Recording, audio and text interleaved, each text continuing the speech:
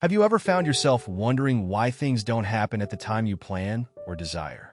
How many times have you prayed fervently, fasted, waited, but the doors didn't open as you expected?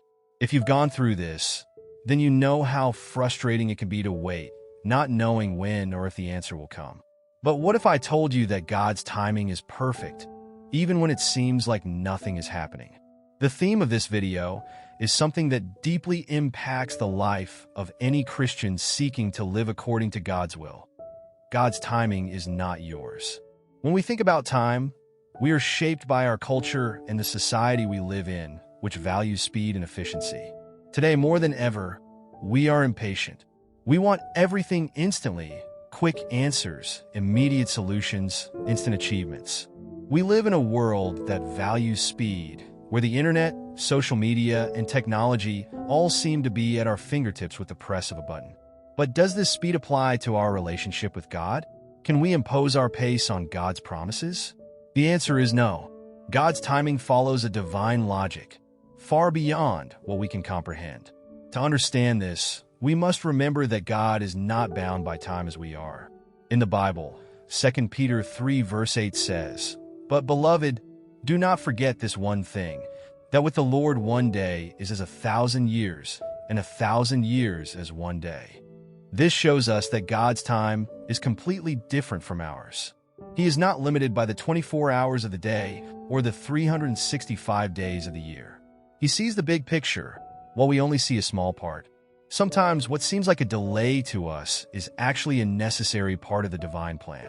It may be that God is preparing us, shaping our character, or even protecting us from something we cannot see. Think of the example of Abraham. God promised him that he would be the father of many nations. However, this promise was not fulfilled immediately. He and Sarah had to wait for years, and during that time, there were moments of doubt, frustration, and even attempts to take control of the situation. But in the end, God fulfilled his promise at the right time, and Isaac was born, showing that God's timing is perfect. Perhaps you are waiting for something today, a response, a healing, a miracle. And maybe like Abraham and Sarah, you are wondering, why is it taking so long, Lord? But what you need to remember is that what seems like a delay to you may just be God's process of doing something even greater in your life. Another biblical story that teaches us about God's timing is that of Joseph. He was sold as a slave by his own brothers, then unjustly imprisoned, and spent years away from his family, living in uncertainty. We could imagine that during those years, Joseph wondered why God allowed all of that to happen.